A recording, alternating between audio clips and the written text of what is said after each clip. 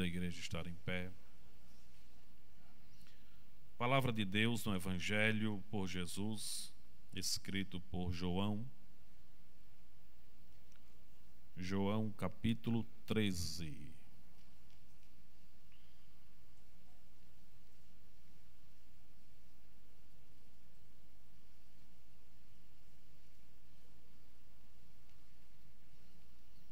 João capítulo 13.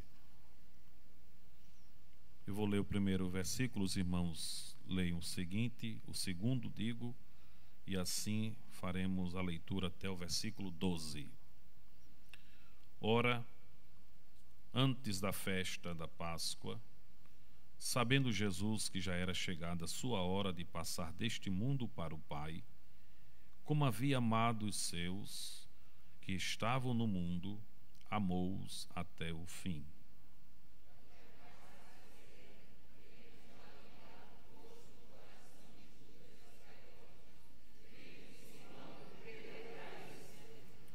Jesus, sabendo que o Pai tinha depositado nas suas mãos todas as coisas, e que havia saído de Deus e que ia para Deus,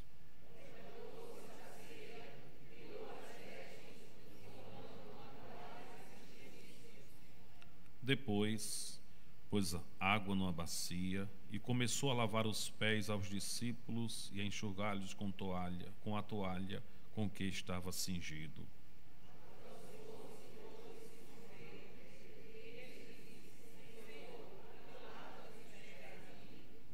Respondeu Jesus e disse-lhe: o que eu faço não o sabes tu agora, mas tu o saberás depois.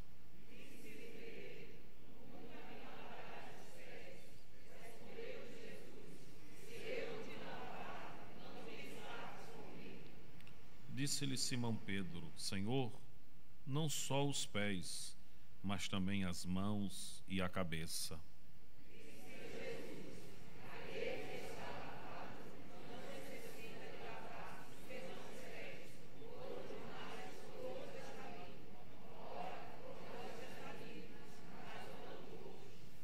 Porque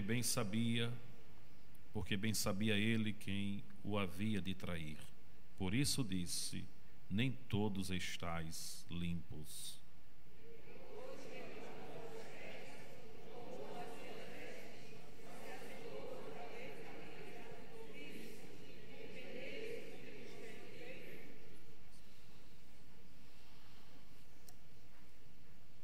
Meus irmãos, quando o nosso pastor nos escalou para este momento, para trazer uma palavra bíblica para a igreja, no meu coração veio esse texto para que fosse objeto de meditação.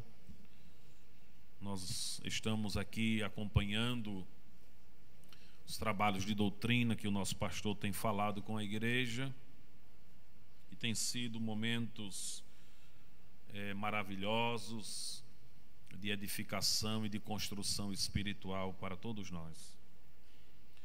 O capítulo 13 de João, ele trabalha sobre as últimas palavras de Jesus. Se você olhar para o capítulo 13, vai perceber que os capítulos 13, 14, 15, 16 e 17 são as últimas palavras de Jesus. O capítulo 14 ele inicia dizendo: não se turbe o vosso coração. Não se turbe, porque na casa de meu Pai há muitas moradas. No capítulo 15, o texto vai dizer que ele está dando a continuação das últimas instruções aos discípulos. Por isso que no capítulo 15 ele diz: eu sou a videira e meu Pai é o lavrador. No capítulo 16 ainda continua a mensagem de Jesus, porque Jesus está às portas da crucificação. Tenho-vos dito estas coisas para que não se escandalizem. E o capítulo 17, Jesus faz a oração muito conhecida da Bíblia, que é a oração sacerdotal, onde ele orou pelo grupo que o acompanhava, pelo colégio que o acompanhava, e orou por nós também. Amém, meus irmãos? E meditando nesse texto, nós vamos aprender verdades profundas para a nossa edificação espiritual, para o nosso crescimento, quando olhamos para o capítulo 13 de João. A primeira coisa que nós queremos pensar com os irmãos é que aqui não existe uma introdução de uma nova cerimônia no culto, por exemplo. Há quem interprete errado e fale equivocadamente sobre esse texto, julgando que Jesus estava colocando aqui mais um expediente no culto espiritual. E nós vamos ler a partir de Atos dos Apóstolos, é quando a igreja se reúne, mas formalmente, e nós não temos ali nenhuma cerimônia de alguém lavando os pés uns dos outros. Apenas Jesus fez esse trabalho aqui literal, que vamos aprender sobre ele hoje, mas com uma aplicação espiritual. Amém, meus irmãos? E não há aqui nenhuma introdução, nenhuma concessão para que isso seja objeto de culto. Se alguém faz em qualquer outra instância, a Bíblia não dá nenhuma margem, nenhuma fundamentação bíblica se encontra no Novo Testamento para esse ato. É apenas uma atitude de Jesus. É como se alguém tivesse muita coisa para dizer e tem pouco tempo para dizer.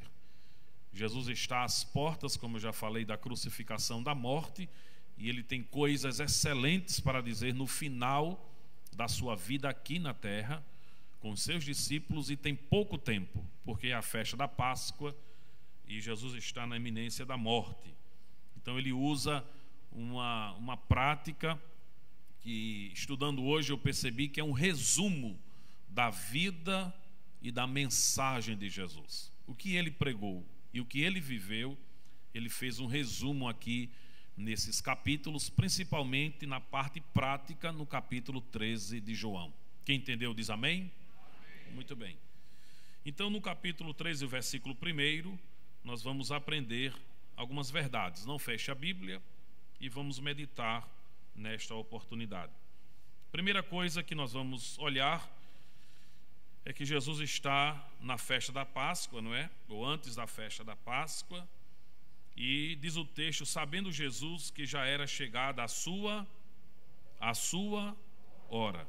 Uma coisa que, lendo, eu aprendi, e saltou aos meus olhos uma verdade nesse texto, no verso 1, é que Jesus vivia dentro de uma agenda divina. A vida de Jesus foi dirigida pela vontade do Pai. E apesar das circunstâncias adversas, das lutas, dos embates, das provas que ele viveu na vida, tudo isso fazia parte da agenda de Deus para a sua vida. Absolutamente nada fugiu ou saiu da presença de Jesus ou da vida de Jesus em relação à vontade do Pai. Se você olhar o texto em João, capítulo de número 2, abra sua Bíblia.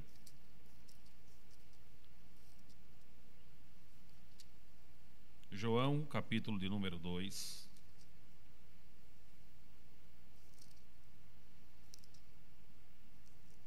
Veja o versículo de número 4.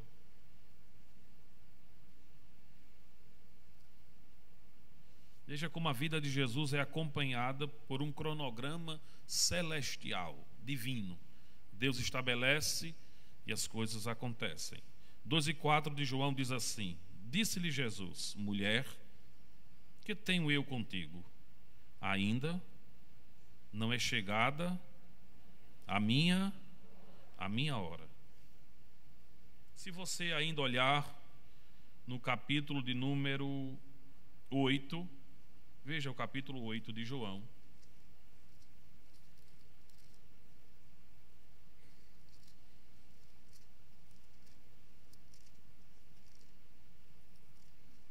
Se o seu irmão não está lendo, ajude para que ele possa acompanhar o texto. João capítulo de número 8 e o versículo de número 20. Essas palavras disse Jesus no lugar do tesouro, ensinando no templo, e ninguém o... Por quê? Porque ainda não era chegada a sua hora. Ninguém prende, ninguém mata, ninguém faz absolutamente nada com ele, porque ainda não havia chegado a sua hora. Veja a agenda de Deus na vida dele. No capítulo 12 e o versículo 23 ainda de João.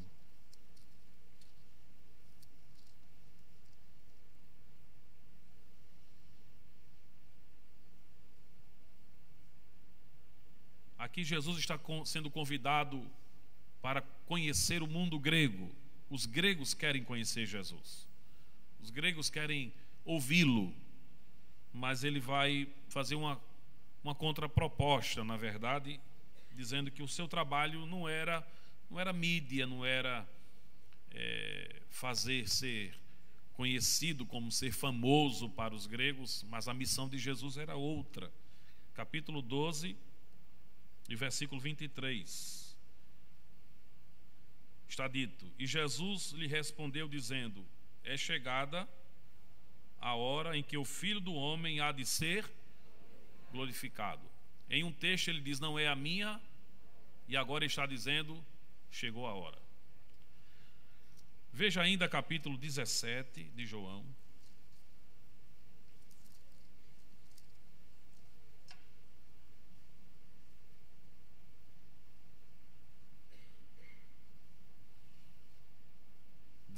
Primeiro diz assim: Jesus falou essas coisas e, levantando os olhos ao, disse: Pai, é chegada a hora, glorifica a teu, para que também o teu glorifique a ti. Veja o capítulo 18. Lá no capítulo 8, não puderam prendê-lo, porque não era chegada a sua hora. Mas no capítulo 18, do versículo 1 ao versículo 12, eu não vou ler todos, mas a Bíblia diz no versículo 3, 18 e 3, tendo, pois, Judas recebido a corte e oficiais dos principais sacerdotes, esse é o mesmo Judas que está lá na ceia. O mesmo Judas que está lá na ceia, agora é o mesmo Judas que está fazendo parte do complô para prendê-lo, porque Judas é o elemento da traição. E eu quero dizer uma coisa, não se espante, que inclusive a traição fazia parte da agenda. Nada estava fora do plano de Deus. Absolutamente nada apanhou Deus de surpresa. Quem anda na direção de Deus vai viver dentro da vontade estabelecida por Deus. E nada vai acontecer antes que Deus não fale aos seus santos. Quem diz amém, meus irmãos? De uma maneira ou de outra, Deus vai fazer você sentir, vai fazer você entender, vai fazer você enxergar aquilo que está proposto no coração de Deus para a sua vida, inclusive o sofrimento. Inclusive aquela situação inusitada, mais chata, mais inconveniente, mais não agradável, não interessante, mas tudo que está na direção de Deus, na vontade de Deus para a sua vida, Ele fará você entender. Então, capítulo 18, versículo 3 diz que Judas, recebido à corte os oficiais dos principais sacerdotes e fariseus, veio para ali com lanternas, paus e armas. Mas veja ainda no versículo de número 10. Então Simão Pedro, que tinha espada, desembainhou-a e feriu o servo do sumo, cortando-lhe a direita. E o nome do servo era Mas, versículo de número 11, mas Jesus disse a Pedro: guarda a tua espada. É como se Jesus estivesse dizendo: o que você não sabe, eu sei. O que você não está vendo, Pedro, eu estou vendo. O que você não recebeu sobre a comunicação celestial, eu já recebi. A sua inquietação, Pedro, não é conveniente, porque eu sei que eu vou passar por isso. A vontade do Pai é que eu passe por este cálice. Ele disse: Pai, se for possível, passa de mim o cálice, mas todavia não seja a minha, mas a tua vontade. E a vontade de Deus é boa, é perfeita e é agradável.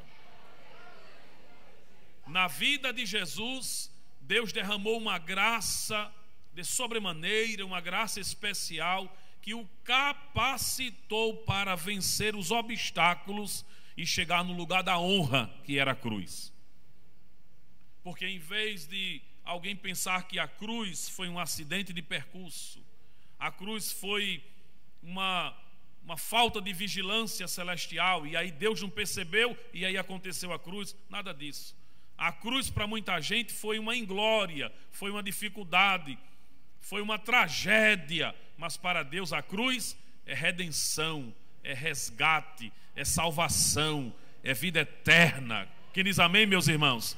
Todos nós fomos alcançados por Jesus na cruz. Quem foi alcançado por Ele aqui na cruz? Na cruz você foi perdoado, na cruz você foi liberto, na cruz você foi resgatado, na cruz Deus mudou a sua vida e você agora anda em novidade de vida. Então Jesus disse a Pedro: guarda a tua espada, Pedro, guarda. Eu não quero que você se comporte assim. Mas Jesus disse a Pedro: olha, guarda a tua espada, porque não beberei eu o cálice que o Pai me deu. Será que é você, Pedro, com seu jeito ousado? Será que é você, Pedro, com seu jeito de resolver as questões assim, que vai impedir? O seu amor exacerbado por mim vai impedir que eu não beba o cálice que o Pai me deu? Tudo que você fizer não vai alterar absolutamente nada. Quando nós oramos por uma pessoa, não é para que o plano de Deus seja desviado da vida daquela pessoa. Você visita uma pessoa que está enferma, você visita uma pessoa que está na prova, ou você conhece a história de alguém que está num caminho estreito com Deus. Você não ora dizendo: Deus, tire, não. Você ora dizendo: Jesus, dá a tua graça, derrama sobre ele, Senhor, a tua misericórdia, para que ele tenha força, graça, misericórdia e possa alcançar o plano que tu tens lá na frente. Quem diz amém, meus irmãos? Talvez essa palavra seja como um confronto para você, porque é melhor aquela oração que diz assim: cure meu irmão agora, Jesus. Essa é a melhor oração, talvez, não é? Tire meu irmão agora da prova, Jesus. Mas eu fui criança numa igreja que os antigos oravam assim: Senhor, se for esta a tua vontade, faça. Porém, não seja a minha vontade, mas a tua vontade na vida do meu irmão. Hoje nós temos uma oração assim mais, não sei se é mais humanista, não sei se é uma oração mais manipuladora, não é? Eu não quero condenar ninguém, mas tem gente que ora quase fazendo Deus o servo dele.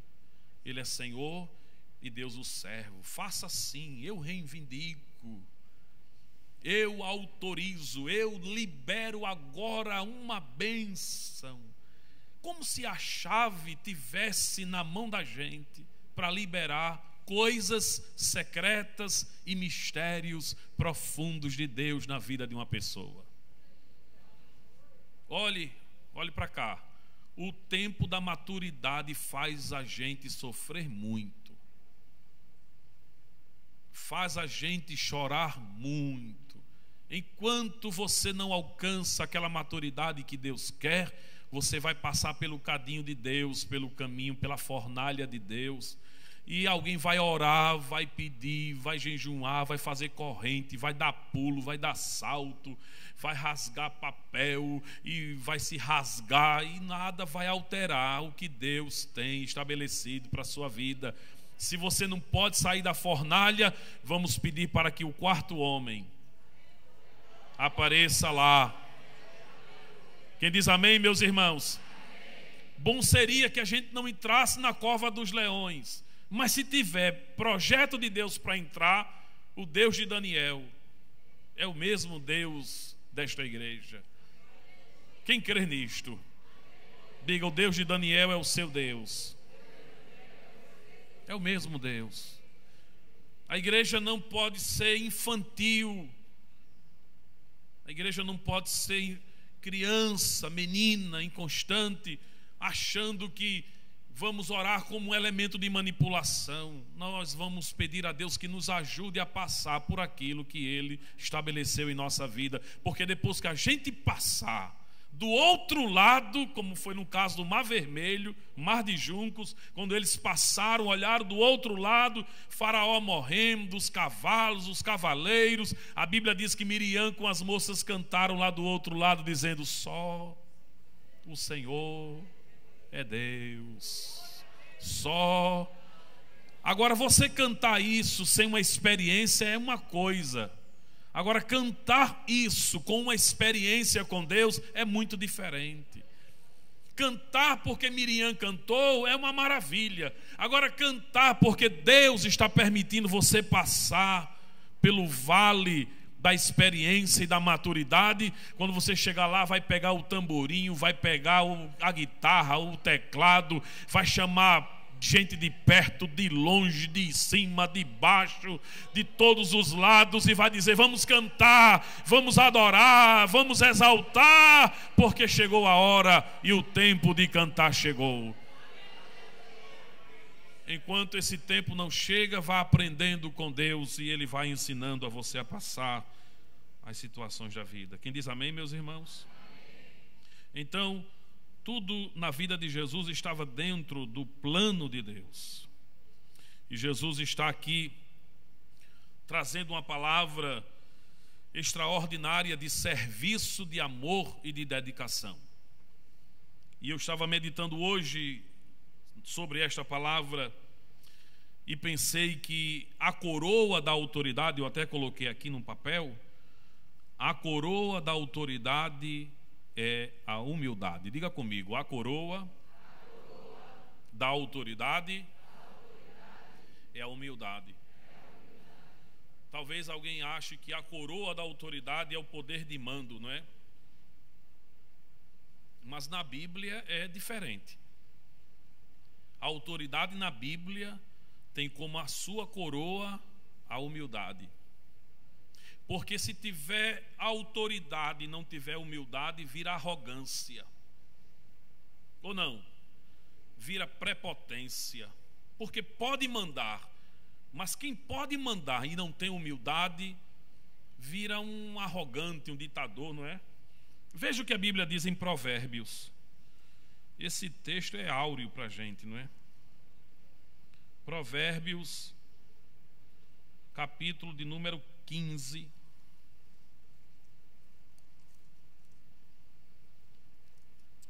Glória a Deus. Provérbios 15, 33. O temor do Senhor é a instrução da sabedoria, e diante da honra vai. Quem chega primeiro, a honra ou a humildade? Hein? Não tem gente que você diz assim: quem foi quem venceu? Quem alcançou? Foi fulano. Aí você diz assim: graças a Deus, porque tem humildade, não é? Então a Bíblia está dizendo: antes da honra chegar, chega primeiro a humildade. Por isso que eu coloquei que a coroa da autoridade é a humildade.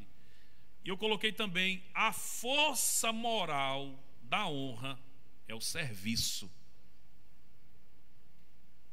Vamos dizer juntos: a força moral da honra É o serviço.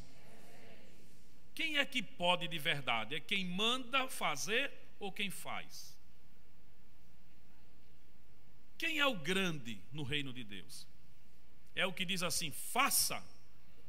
Ou aquele que diz assim, eu vou fazer, eu vou realizar, serei instrumento de influência para outros? Veja o que diz a Bíblia, Mateus capítulo 23. Não se canse de ler não, viu? Que eu não sei falar sem mostrar os versículos, e você vai meditar em casa. Aqui é só anotando rapidamente, porque o tempo é curto, mas em casa você vai meditar melhor. Mateus 23 e o versículo de número 11.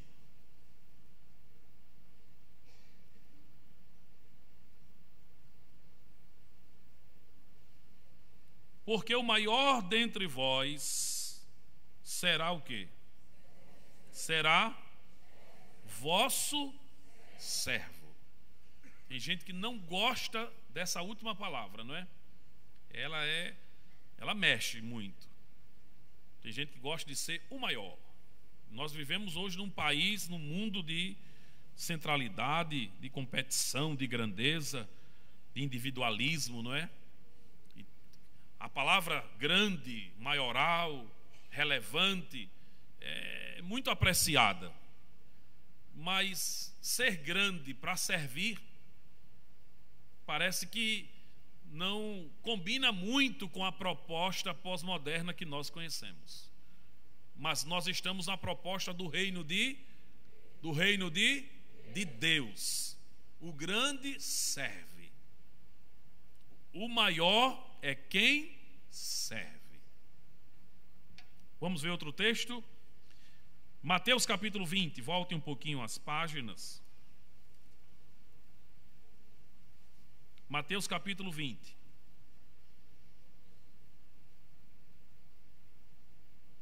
Veja o versículo de número 23. Todos nós conhecemos aqui a história da mãe desses garotos, não é? É a mãe dos filhos de Zebedeu. O que é que essa mamãe queria? Toda mãe sempre vai desejar o melhor para os seus filhos. E o que é que a mãe dos filhos de Zebedeu pediu a Jesus? Eu quero um filho meu à direita e o outro à esquerda. Ela pediu uma coisa ruim? Não ouvi. Pediu, irmãs? Pediu uma coisa boa, sim ou não? Se você tivesse uma oportunidade com Jesus, você não pediria isso a Jesus também, não? Jesus, olha, coloque um filho meu aqui à direita do Senhor e outro à esquerda, porque quando o Senhor abençoar com esta mão, o filho da direita é abençoado. Quando o Senhor estender a mão esquerda para abençoar, o outro menino é abençoado. Então, ela não fez nenhum pedido louco, fez um pedido coerente. Agora, Jesus vai dizer, olha, mulher, essa questão aí é difícil, porque esses meninos podem beber o cálice que eu vou beber?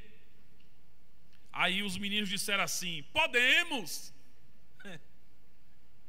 Não há nenhuma contraposição de Jesus aqui no texto. Jesus não cria nenhuma dificuldade. Deixou a fé deles, porque a fé não é de todos. Sim ou não? Jesus deixou os meninos tranquilos e a mamãe também. Olha, o cálice que eu vou beber não é coisa fácil. O batismo com que eu vou ser batizado não é coisa fácil. Mas eles disseram, podemos. Aí Jesus no versículo 23, capítulo 20, versículo 23 diz, e disse-lhe ele, na verdade bebereis o meu, mas o assentar-se a minha ou a minha não me pertence dá-lo, mas é para aqueles para quem meu Pai o tem preparado. Aí é um mistério. Como é que Deus prepara um para sentar à direita e outro para sentar à esquerda? Aí é uma coisa divina, que nem aquele que está sendo preparado sabe às vezes. Entende, irmãos? Porque Deus não diz tudo, diz. Deus fala tudo. Tenham paciência comigo que eu estou devagarinho, viu? esse assunto não é para a gente ficar muito assim, correndo não, porque senão a gente não consegue nem entender. Tem gente que Deus prepara para um lugar e para outro, e essa pessoa que Deus está preparando nem sabe que está sendo preparada por Deus para aquele trabalho. Na hora certa ele apresenta. Olhe, eu ouvi um pastor dizendo esta semana que o pastor Augusto Lopes disse assim para ele: nem se apresse, nem ande devagar demais. Eu não conheci pessoalmente o pastor Augusto Lopes, eu acho que foi uma falha muito grande, embora ele viveu nos dias da minha juventude, mas eu mais em Olinda e ele mais aqui. Mas ele disse que chamou um obreiro assim, disse: fulano, vem cá, Deus tem um plano na sua vida, mas você nem ande muito correndo, nem vá devagar demais, vá no passo do gado, que Deus vai cumprir na sua vida o que Ele quer. E esse irmão hoje é pastor, é feliz, é animado, está fazendo a obra de Deus. Então tem coisas na vida da gente que Deus não mostra, nem fala em profecia, nem mostra em sonhos. Tem gente lá fora que sabe mais do que você, que está sendo preparado por Deus. Tem gente que sabe e não pode nem dizer a você: ô Jesus, eu estou com tanta vontade de dizer àquela irmã que ela vai ganhar um carro novo. O senhor deixa? Deixa o não. Diga não, que se você disser, atrapalha ela. Jesus, aquele irmão, olha, o Senhor me revelou, o Senhor me mostrou que a vida dele vai ser assim, assim, assim. Amanhã cedinho, antes do galo cantar, eu vou contar tudo para ele. Conte não. Não sou eu que estou dizendo não, é Jesus que diz assim: não fale não. Porque se eu quisesse falar com ele, eu não falava com você. Eu estou falando com você, guarda o segredo. Quem está entendendo diz amém? Então essa questão do ficar aqui, do ficar ali, de ser grande, de ser conhecido, de ser isso, de ser aquilo outro, é uma questão da pertinência de Deus. Ninguém deve ficar bilocio, agoniado do juízo com isso. Ninguém deve perder o sono com isso, irmãos. Ninguém deve perder o apetite com isso. Olhe, coma, durma, viva em paz, viva a sua vida, viva o hoje, viva o agora, porque lá da frente e o que está por vir é com Deus, o tempo é dele, da maneira dele, do jeito dele. Ele vai fazer do jeito que ele quer fazer. Quem dá glória a Deus aqui esta noite, não fique agoniado não. Diga para a sua irmãzinha aí: não fique agoniada não. Fique tranquilo. Receba o bálsamo de Deus aqui esta noite para entender a vontade de Deus na sua vida. É o Pai que prepara. Não sou eu que vou colocar, disse Jesus. É o Pai que prepara, um para um lado e outro para o outro. Jesus está falando coisas profundas, coisas práticas do cristianismo. Vamos voltar para João capítulo 13.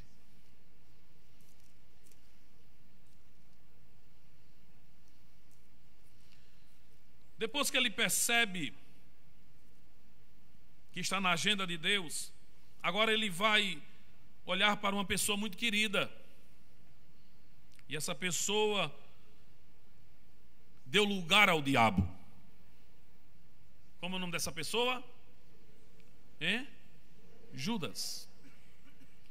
Esse texto veio no meu coração hoje com tanto temor e tremor.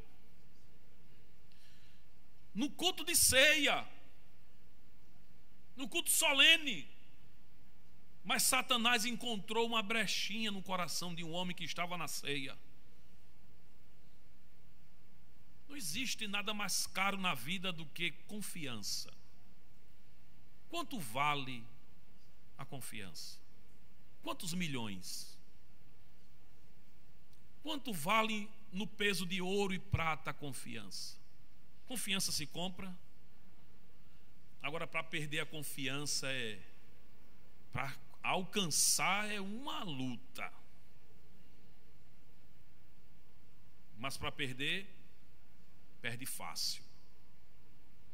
E eu quero dar uma palavra para os mais jovens da minha idade hoje aqui. Cuidado para não perder a confiança, inclusive de Deus. Deus depositou algo excelente na sua vida. Estou falando com muito temor e com muito tremor de Deus aqui hoje.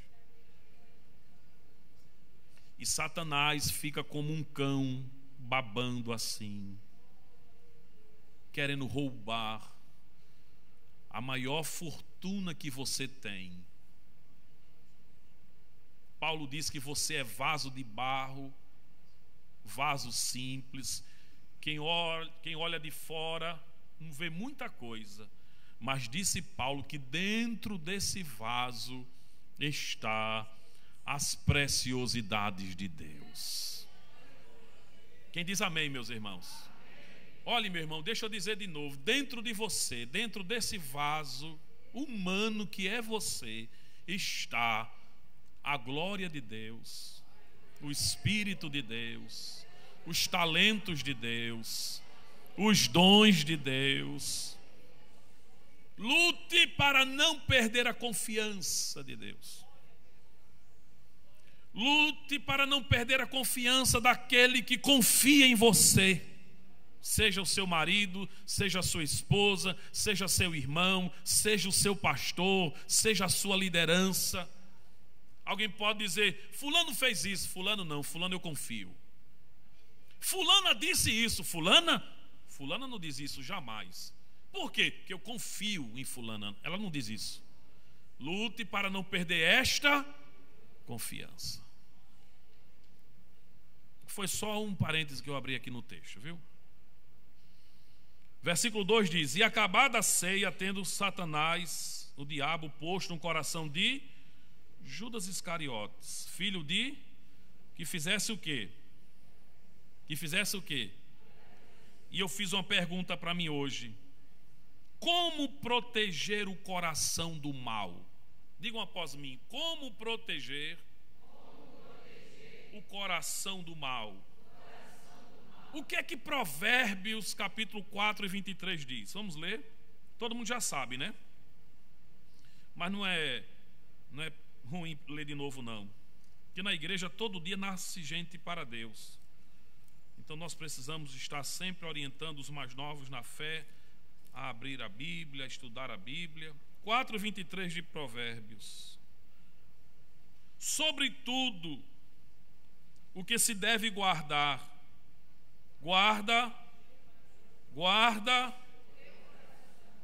Judas guardou o seu coração.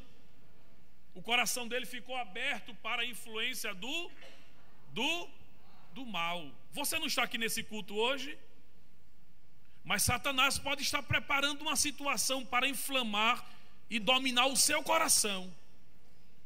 Você crente, cartão de membro, já cantou, já falou em línguas, está aqui com o seu coração voltado para Deus, mas ele fica feito esse animal, esperando a hora de tomar posse da sua presa, mesmo você no culto, porque ele estava na ceia.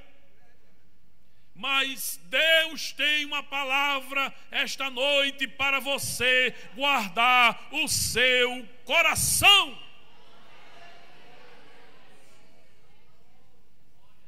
Sobre tudo que se deve guardar, guarda o teu coração. Por quê? Porque dele procedem as saídas da... Ou seja, a maquinação está lá no coração. O ímpeto de tomar uma decisão está no coração. Eu não vou perdoar, está no coração. Eu vou perdoar, está no coração.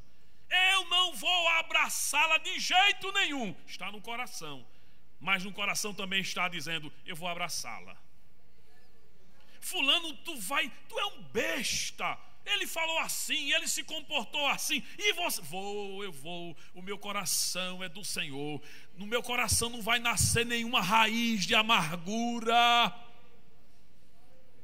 Quem tem ouvidos para ouvir, ouça. Deus não vai entrar nessa concorrência. Ou o coração está limpo como terra fértil para a ação do Espírito, ou Deus não vai atuar num coração cheio de amargura. Coração tem que estar limpo, terra limpa, para que ele jogue as sementes da graça. E vai brotar as sementes da graça. E o diabo dizendo: deixa pelo menos eu ficar com um pedacinho dessa terra, só um pedacinho, para colocar um pouquinho de amargura. Não, no meu coração não. No meu coração não. Cólera não. Inimizade não. Divisão não, Satanás.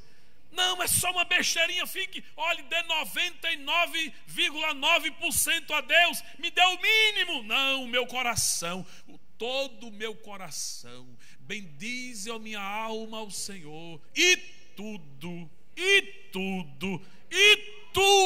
que há em mim, bendiga o seu santo nome.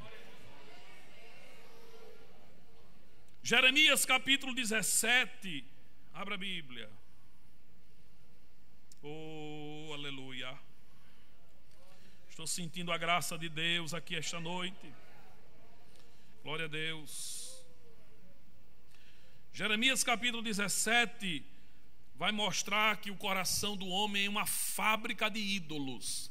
Quando o homem não tem a quem adorar, ele adora a si mesmo. Capítulo 17, versículo 5 de Jeremias. Assim diz o Senhor: maldito o homem que confia ou seja, que confia em si mesmo, e faz da carne o seu, e aparta o seu de quem? Escute bem, vamos entender o texto. Se o meu braço é a minha força, o meu coração não é do Senhor. Entendeu? Se a minha inteligência, se a minha maquinação é o objeto, é o elemento da minha vitória, o meu coração não é do Senhor. Se a força que vai me fazer vencer está em mim, o meu coração não é porque maldito é o homem que confia em si mesmo. Quem confia em si mesmo, o seu coração está longe do Senhor. Mas quando o coração é do Senhor,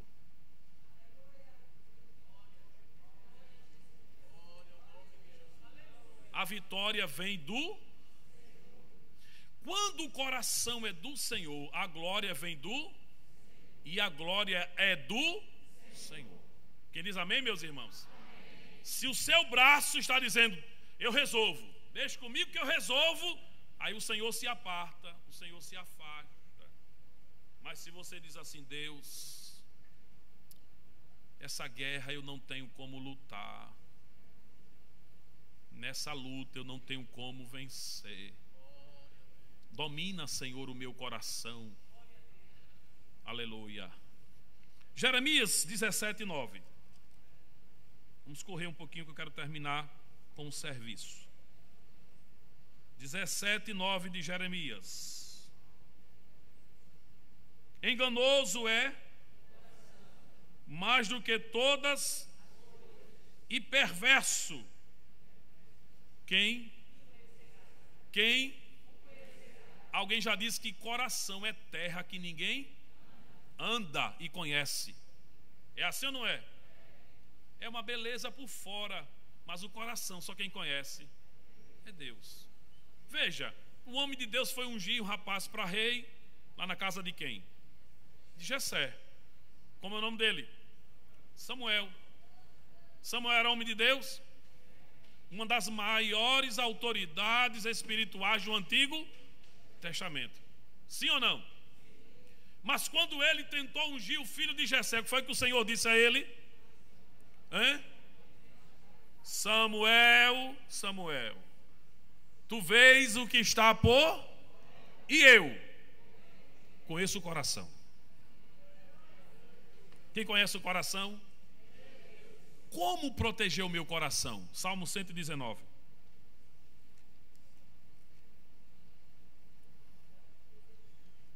Não tem outro caminho não, pastor. Até hoje não encontrei não. Salmo 119. Verso 11.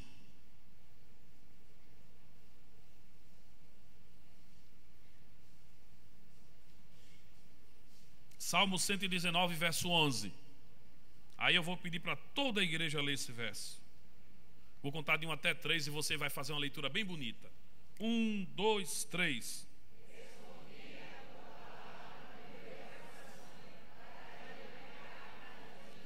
Como proteger o coração? Olhe para cá. Bíblia. Faça um estoque de Bíblia. Armazene Bíblia no seu coração. Porque quando Satanás chegar e vai dizer, não vai transformar pedras em pães e comer, o que é que você vai dizer? Nem só de pão, conforme está escrito, nem só de pão. E se você me adorar, eu dou tudo. Está escrito, só ao Senhor teu Deus adorarás e somente a Ele prestarás culto. Faça um estoque, armazene Bíblia no coração. Quem vai proteger o seu coração é a palavra de Deus. Ame doutrina, ame escola dominical. Se esforce para chegar aqui com a sua lição no domingo de manhã. E quando alguém perguntar, por que você tem esse sacrifício tão grande na vida? É porque eu preciso proteger o meu coração. Satanás não respeita se você pula, e me permita dizer isso aqui hoje, que a igreja tem pastor para falar, para ensinar. O diabo não respeita se você pula, se você fica arrepiado, arrepiada, se você dá pinote de bater com a cabeça lá no teto e volta. Ele não respeita nada disso. Ele não respeita carteira, não respeita paletó, não respeita gravata, ele não respeita sapato de fogo que o povo diz que tem por aí. Ele não respeita nada disso. Agora, quando ele vê um crente apaixonado, que ama a palavra de Deus, que estuda de manhã, de tarde, de noite, que mergulha no rio da revelação de Deus.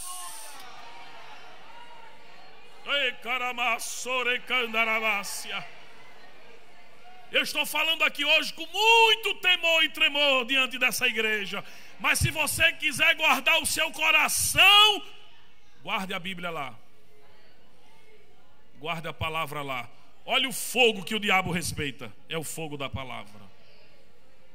E eu termino falando sobre talvez o ponto mais comentado do texto, que é o serviço de Jesus. Diga comigo, o serviço de Jesus. João 13. Falamos sobre o cronograma, sobre o guardar o coração. E agora, versículo 4. Temos 5 minutos. Levantou-se da ceia, tirou-as, e tomando uma, cingiu-se. Olhe para cá. Se nós estivéssemos naquele dia, nós ficaríamos exatamente como os discípulos ficaram, alarmados.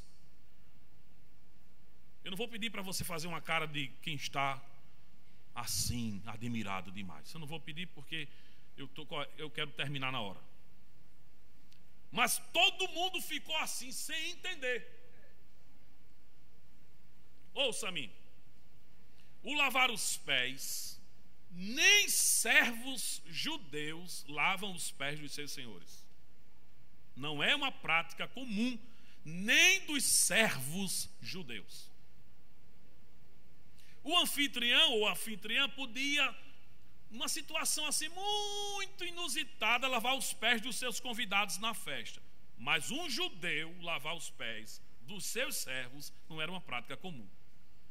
Lavar os pés e se vestir com uma toalha era trabalho de escravo gentil, não era nem de escravo judeu.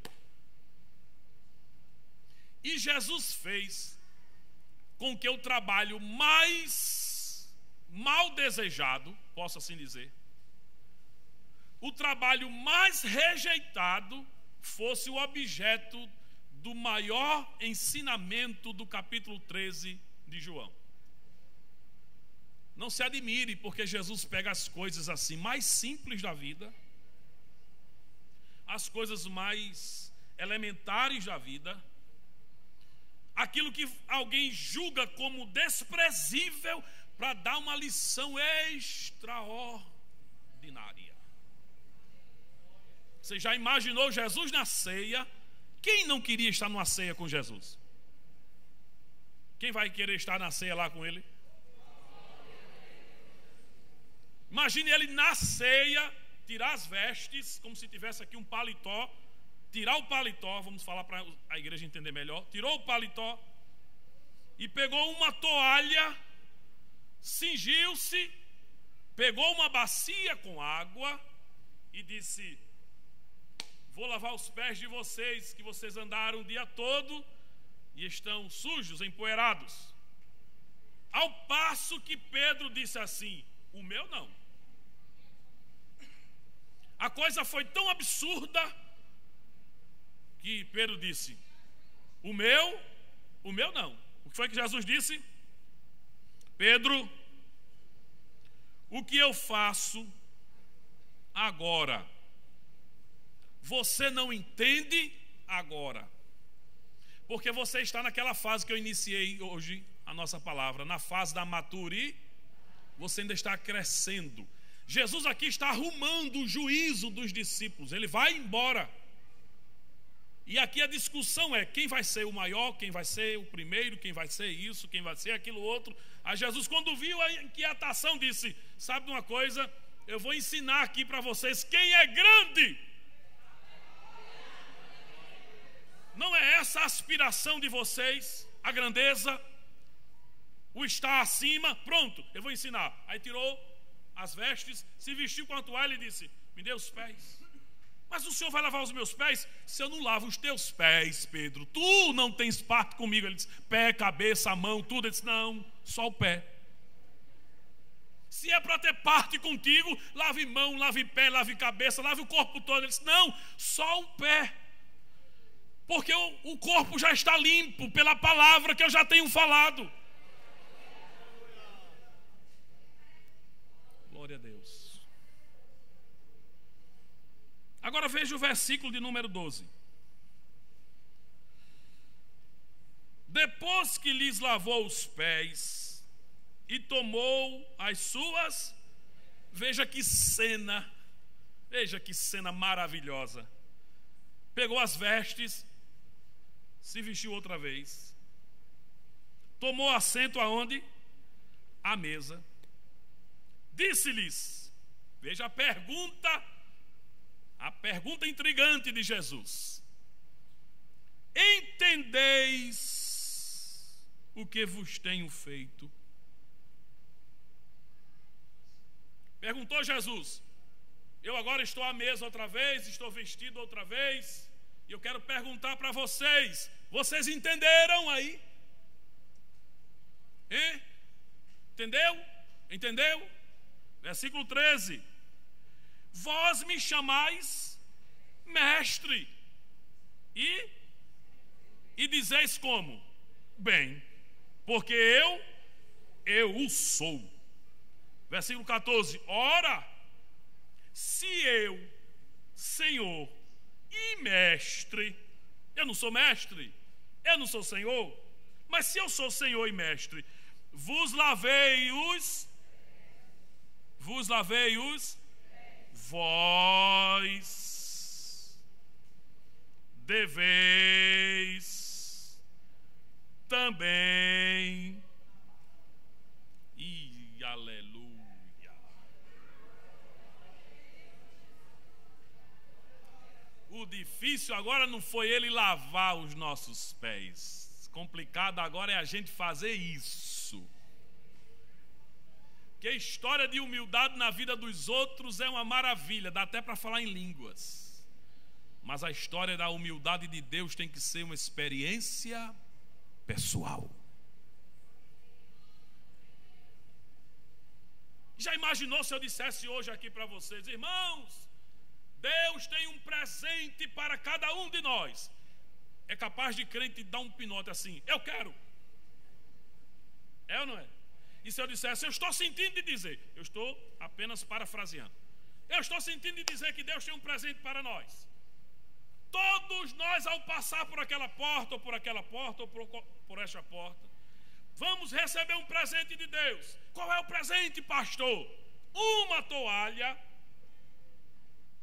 uma bacia com água.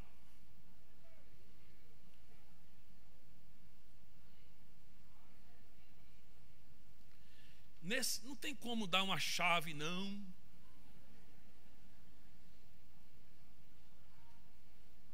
Veja como até para a gente assim, da expansão, a gente fica assim. É da nossa natureza. Não há muita dificuldade de fazer isso, ó. Lave. Mas quando é para você se agachar, se cingir, tirar as vestes, se despojar e dizer assim: eu vou lavar. E tem um problema: é você fazendo e ele analisando. O aferidor é ele.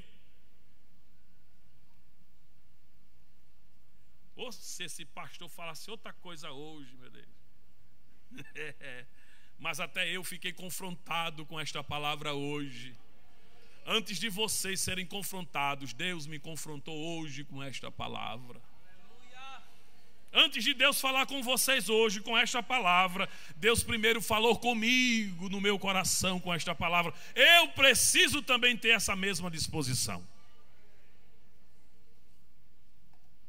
Ora, vocês me chamam de mestres, vocês me chamam de Senhor. Se eu fiz, façam também. Porque eu vos dei, versículo 15, vamos ler juntos? Adolescentes, irmãos e irmãs, ministério, todos nós, versículo 15, 13 e 15. 1, 2, 3.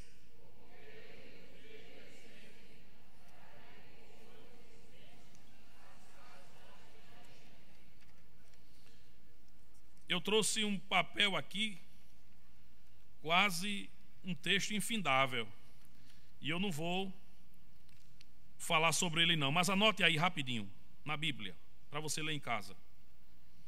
Veja como a Bíblia pede e orienta para que tratemos uns aos outros. Caneta e papel na mão. Confessarmos os nossos pecados uns aos outros. Tiago 5,16. Edificarmos uns aos outros. 1 Tessalonicenses 5,11. Romanos 14,19. Agora vem um peso para a gente aí. Anote aí, nem olhe para mim, anote. Levarmos as cargas uns dos outros. Olhe para cá, só um pouquinho. Está pesada a sua? Diga, tá. Quem tem carga leve aqui, levante a mão. Só quem tem carga bem leve. Ninguém. Quem tem carga pesada para carregar? Agora imagine que Deus está dizendo assim: tá pesada? Misericórdia. Ajude o seu irmão a carregar a dele. O mundo diz assim: eu já estou fazendo o meu, faz o teu, te vira. Ou não é assim? Lá fora não é assim? Cada um faça o seu. Na igreja não. Faça o seu e ajude o seu irmão a tirar a tarefa dele. A cruz dele não vai estar sobre você, mas você vai ajudá-lo.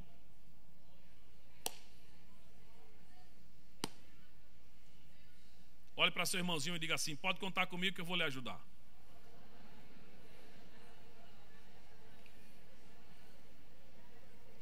Outra coisa, anote por favor. Orarmos uns pelos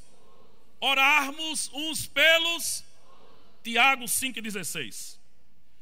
Outra coisa, anote. Sermos benevolentes uns para com. Olhe para cá. Sabe por que ser benevolente? Porque o mal que alcançou ele pode alcançar você. Quem está imune? Quem é o tal que não passa por nada na vida? Ninguém. Seja benevolente com ele, para que amanhã, se acontecer com você, alguém seja benevolente com você também. Anote, por favor. Sujeitar-nos uns aos outros. Efésios 5:21. Sermos hospitaleiros uns com os outros. 1 de Pedro 4:9. Servirmos uns aos outros. Gálatas 5:13. 1 de Pedro 4:10. Uma coisa maravilhosa que eu achei: consolarmos uns. Aí Paulo diz assim: chorai com os que choram, alegrai-vos com os que se... Descubra qual é o tempo desse irmãozinho aí ao seu lado. Se ele está chorando, chore com ele, porque na hora do sorriso e do cântico, você vai cantar com ele também. Por último, corrigirmos uns aos outros. Gálatas 6 e versículo 1. E eu passei 5 minutos. Peço desculpa aos irmãos e vamos ficar em pé para dar graças a Deus pelo culto.